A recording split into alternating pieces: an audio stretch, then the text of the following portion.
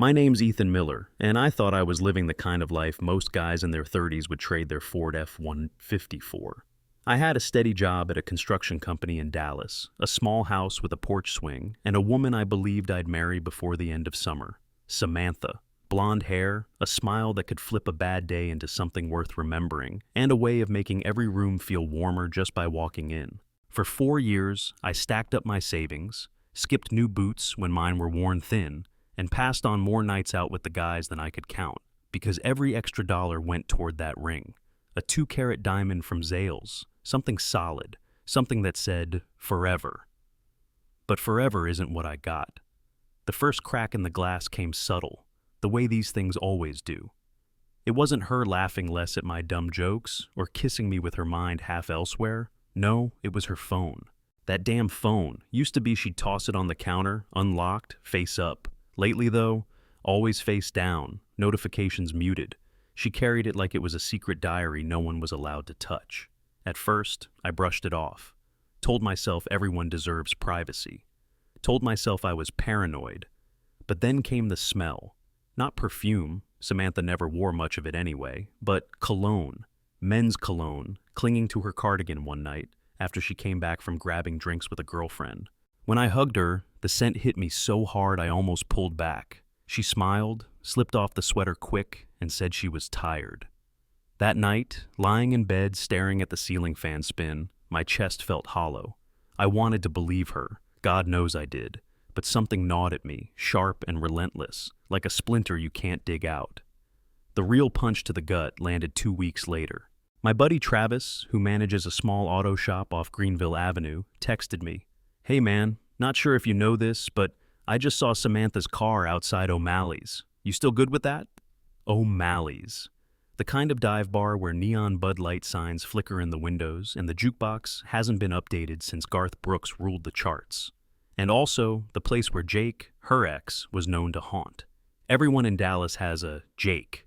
Tall, cocky, greasy smile, the kind of guy who thinks leaning against a truck makes him look like God's gift. I knew he hung around there. Everyone did. And Samantha's car parked out front told me everything I didn't want to hear. Still, denial's a hell of a drug. I drove over, parked across the street, engine off, hands gripping the wheel so hard my knuckles turned white. Through the haze of smoke-stained glass, I spotted her. At first, I prayed my eyes were lying. Samantha was perched on a bar stool, close enough to Jake that their knees brushed. She laughed, head tossed back, that same laugh she used to give me when I told her stories about work. Jake leaned in, whispered something, and she touched his arm. My stomach dropped like a busted elevator. I sat there for an hour, engine off, heat stifling inside the cab. I watched until they left together, slipping into his beat-up Dodge truck, like a scene I'd seen before in nightmares. My hands shook on the wheel, not from rage yet, but from disbelief. The kind of disbelief that tastes like blood and metal in the back of your throat. Driving home, I told myself maybe it was innocent. Maybe she was just catching up. Maybe she'd tell me the truth if I asked. But deep down, the truth was already tattooed across my chest. She was sneaking back to the man she swore she was done with. The days that followed stretched like barbed wire. Samantha acted normal, too normal. Making spaghetti for dinner, humming while folding laundry, curling up next to me on the couch like nothing had changed. But her phone buzzed more than usual. She smiled at texts she never showed me. She said she was working late at the office downtown, but when I called the receptionist, they told me she'd left hours earlier. That's when I started keeping a notebook. Every lie, every gap, every strange excuse. I wrote it down.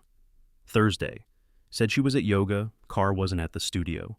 Saturday, claimed to shop with her mom. Her mom posted pictures on Facebook from Oklahoma City. Little by little, the evidence piled up, and with it, the kind of quiet fury that doesn't burn out. I wasn't raised to confront someone without proof. My dad used to say, "Son, don't swing unless you know you're going to land the punch." So I gathered. Screenshots when her phone lit up and I caught Jake's name on the screen. Credit card statements that showed charges at bars and diners she never mentioned. Even a parking ticket from Lower Greenville, tucked in her purse under it a receipt for 2 cocktails. Every piece was another nail in the coffin of the life I thought we had. The hardest part was looking at the ring.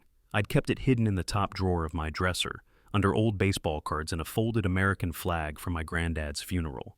Some nights I'd take it out, open the velvet box, and stare at it.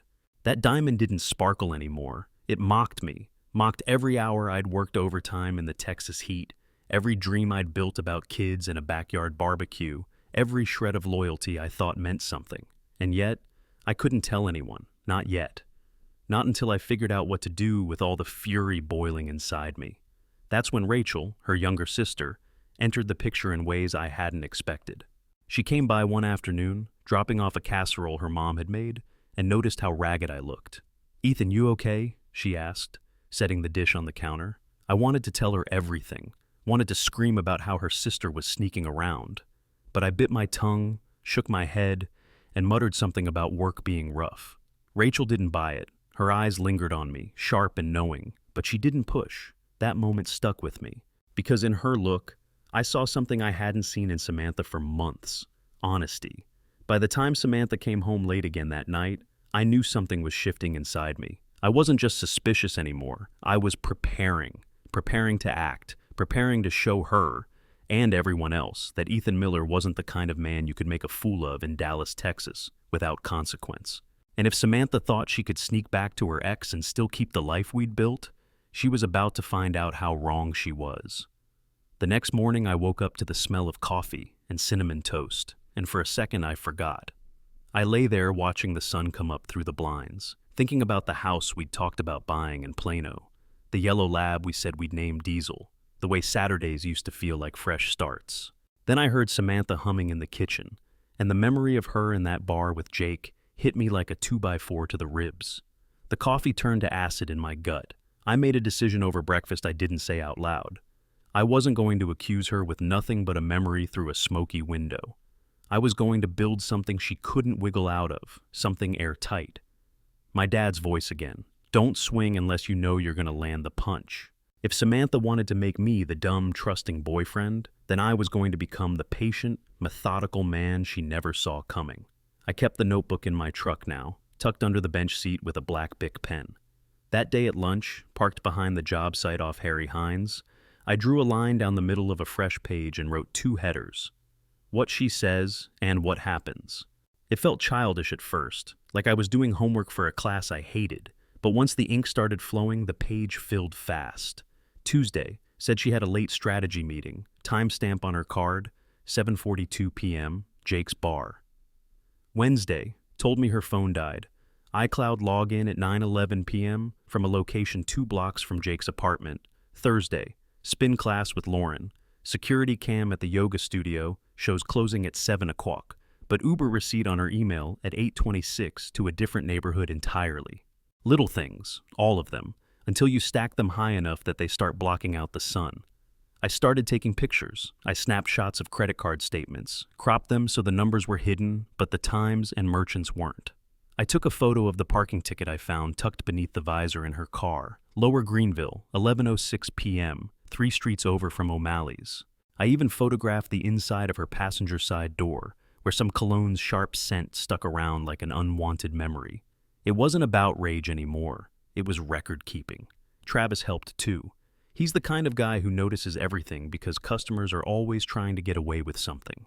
A day after my lunch in the truck, he texted me another picture. Jake, leaning across Samantha's hood while she laughed, their faces close enough that his reflection bled into hers on the paint.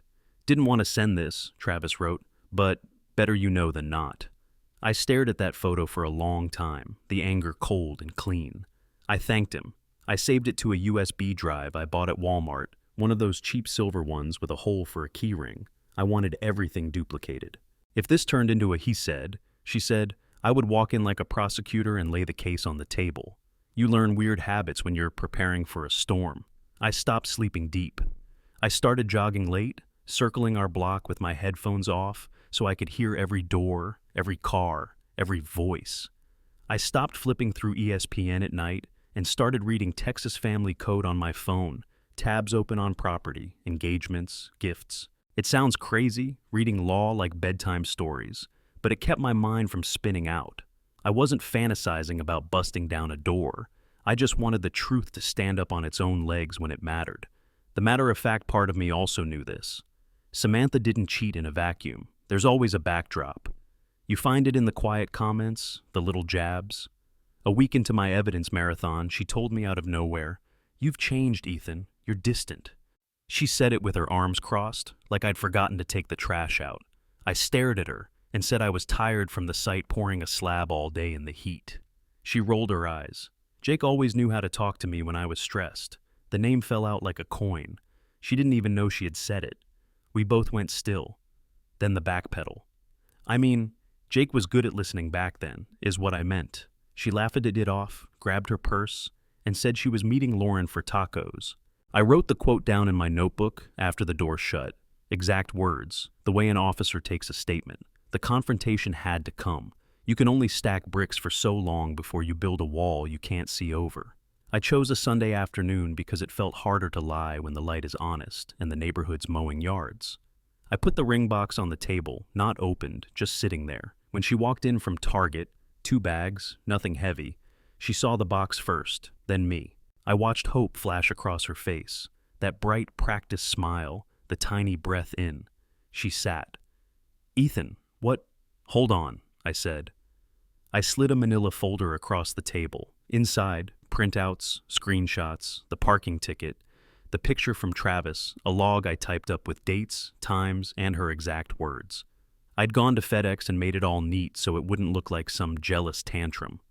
"I want you to look at these, and I want you to tell me I'm wrong. Tell me it's a misread, that I'm crazy, that I'm making something out of nothing, but you're going to have to say it while you're looking at your own footprints." Her hand hovered over the folder like it was hot. Then she pulled it open, and the room went quiet, except for paper slipping over paper. Her eyes scanned. She flipped faster. She got to the photo of Jake at her car and pushed back from the table like she'd been slapped.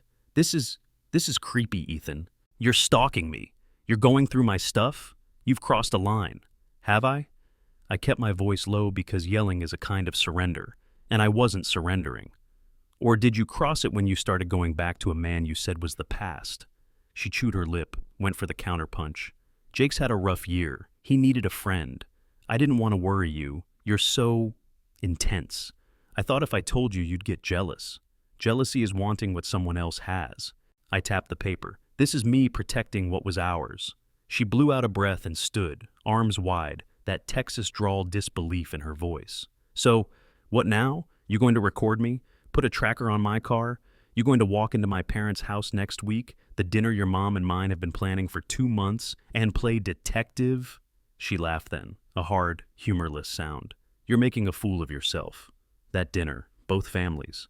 It had been penciled on calendars since 4th of July, her parents' place in Highland Park, her dad grilling ribeyes, her mom setting out the good china, my folks driving in from Denton.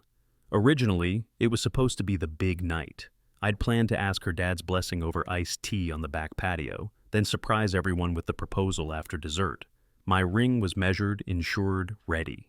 Something clicked when she said the word detective, like she'd handed me the script and dared me to read it. I closed the folder, slid it back toward me, and set the ring box on top. "No," I said, "I'm not going to play detective at your parents' house." She smiled like she'd won.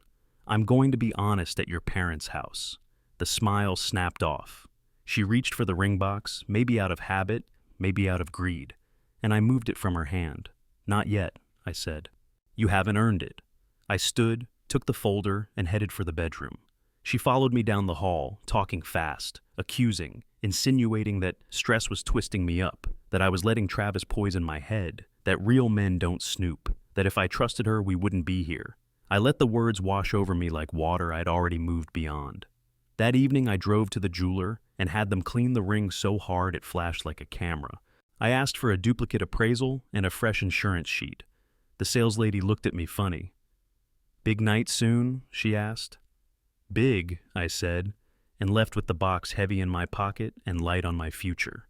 Over the next few days, Samantha whipsawed between sweet and sour. She made my favorite, chicken fried steak with gravy thick as paint, then accused me of acting above her when I didn't go for seconds. She sent me old photos of us at a Rangers game and wrote, "Does this mean nothing to you?"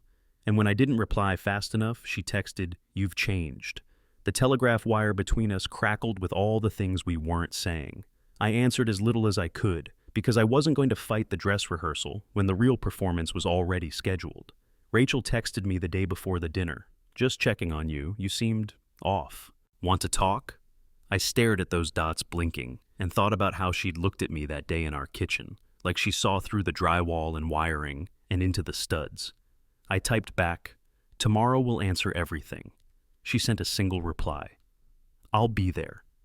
On the morning of the dinner, I woke up calm the way men do before a job they know how to do. I put the folder in my truck, tucked the USB into my wallet, and slid the ring box into the inside pocket of my sport coat. I ironed my shirt, I polished my boots, I poured my coffee into a Yeti and drove the long way, down roads that had carried me years ago when I still thought love was a straight line, as long as you kept your foot steady on the gas. Samantha rode with me, scrolling her phone, practiced smile on her face. "Let's just have a nice evening," she said, like we were old friends burying a hatchet that never existed. I glanced at her and thought how betrayal looks so ordinary when it's buckled into the passenger seat. Nice evening, I thought. Sure, let's make it nice, for the truth. And as Highland Park's big oaks arched over the road and her parents' brick house came into view, I felt that calm turn to something steelier. I wasn't going to humiliate her for sport.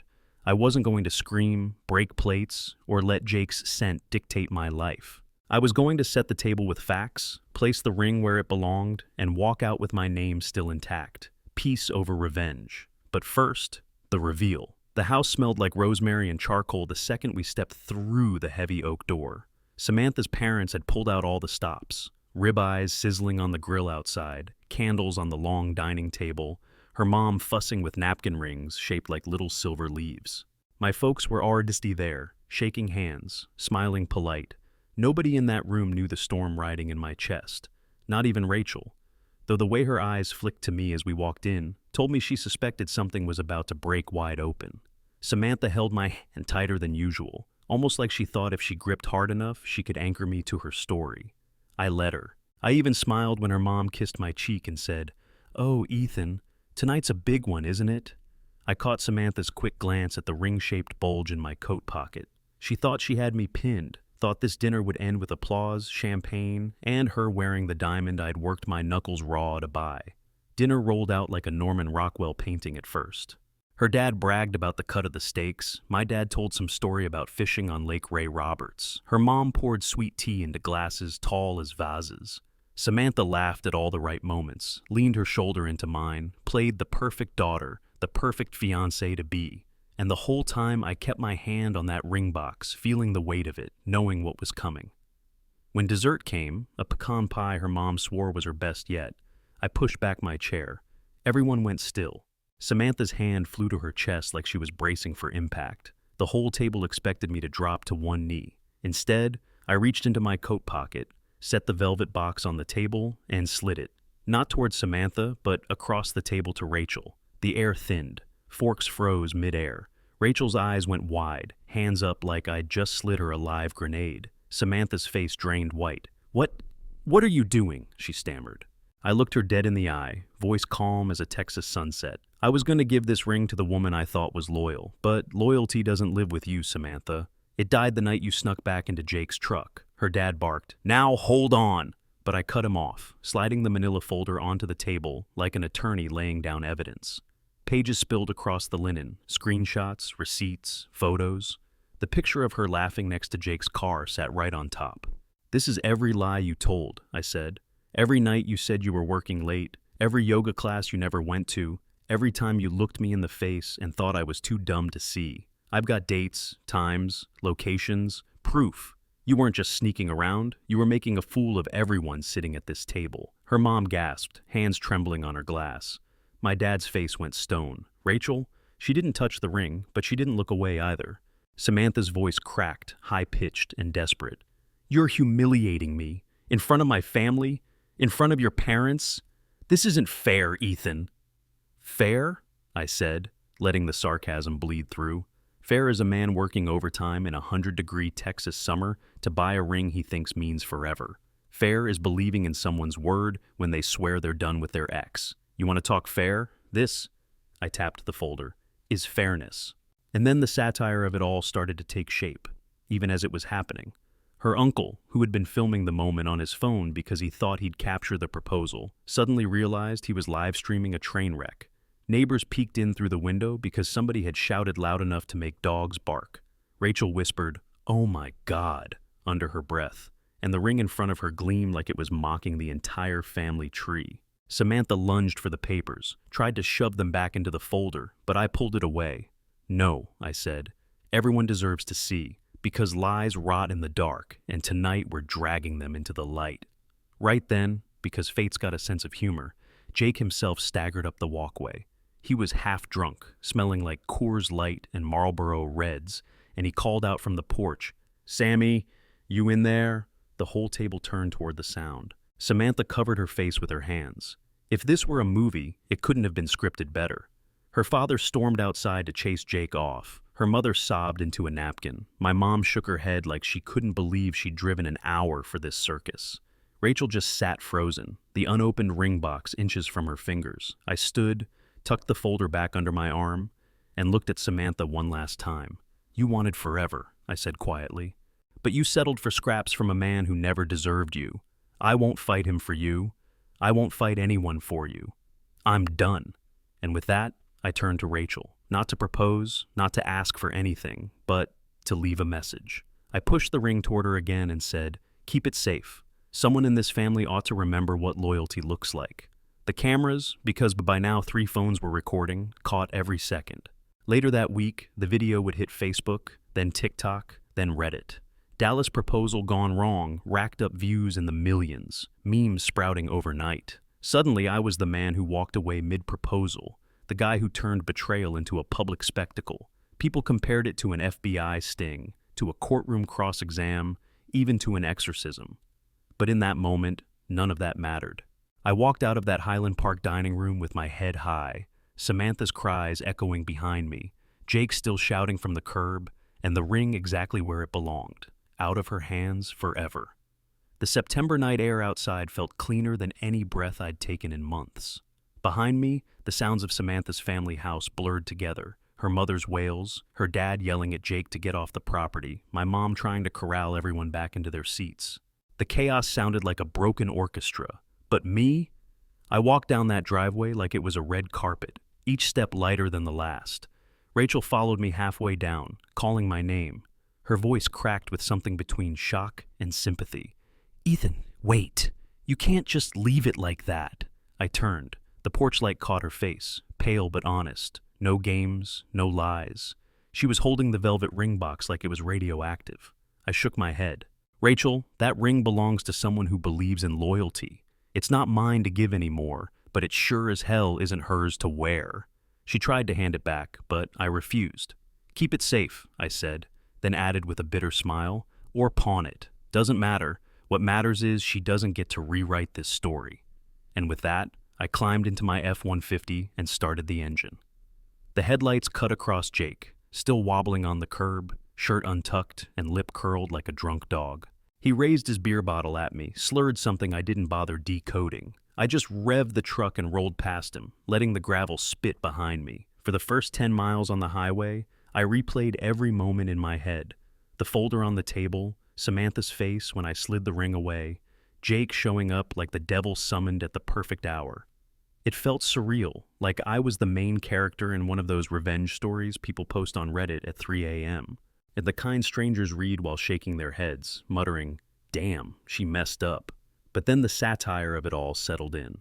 By the next morning, the video was everywhere. Someone clipped my words, "This is fairness," and turned it into a meme plastered over courtroom scenes and cowboy standoffs. Another person edited Jake stumbling in, adding circus music. Twitter threads argued about whether I was a hero or a cold-hearted bastard. One TikTok even claimed I was an undercover cop, staging a sting operation. Conspiracy nuts jumped in, swearing the whole thing was scripted by Netflix. Meanwhile, I was just a guy in Dallas who got burned and decided not to burn himself trying to put the fire out.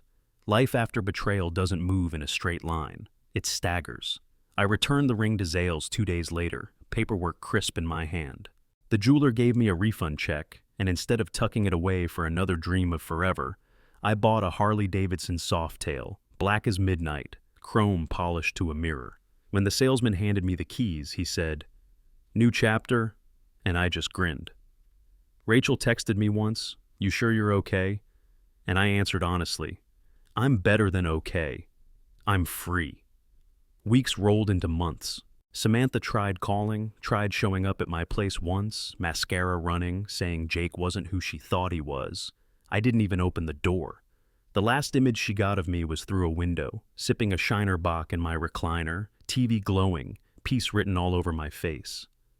By December, the story had taken on a life of its own. Some podcaster in Austin titled an episode, "The Man Who Left the Ring with Her Sister," spinning it into a modern parable about dignity. Rachel herself started a small YouTube channel, Rings That Weren't Meant to Be, where she talked about relationships, honesty, and how her sister's downfall taught her about truth. I never appeared on it, but she sent me a link once, and I couldn't help but smile at the irony. And sometimes, late at night, riding my Harley down Route 6, wind snapping at my jacket, I let the fantasy run wild. I imagine Samantha and Jake joining some secret cult of cheaters, swearing oaths in smoky basements, worshipping broken promises. I picture Rachel giving TED Talks about the night I slid a diamond her way without asking a thing in return. In the wilder daydreams, Hollywood Calls turns my story into a movie with Matthew McConaughey playing me, whispering in that slow Texas drawl, "Peace over revenge, brother. Peace always wins." But then the throttle roars, the real world returns, and I remember that the truest ending isn't about satire or fantasy or conspiracy theories. It's about choosing myself over the wreckage of someone else's lies. People ask me sometimes, coworkers, old buddies, if revenge tasted sweet that night. I tell them no. Revenge is sugar. It dissolves too quick. What lasts is peace. The kind of peace that comes from knowing you didn't let betrayal define you. The kind that tastes better than any steak on her daddy's grill. So, here's the truth. She snuck back to her ex, and I left the ring with her sister. I didn't just walk away from Samantha, I walked toward myself, and I haven't looked back once.